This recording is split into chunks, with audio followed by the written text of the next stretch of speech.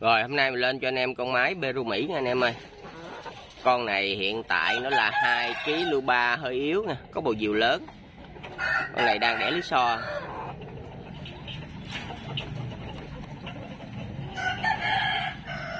Con này giá 1.7 nha, 1.7 bao ship các tỉnh cho anh em. Anh em nào thấy hợp nhãn thì lưu cho mình.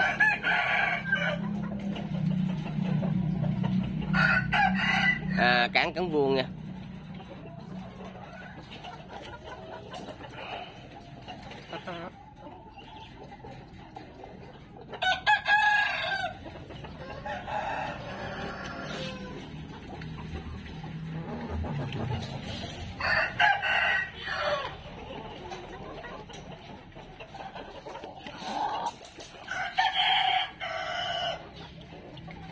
Rồi anh em nào thấy hợp nhãn thì lưu cho mình.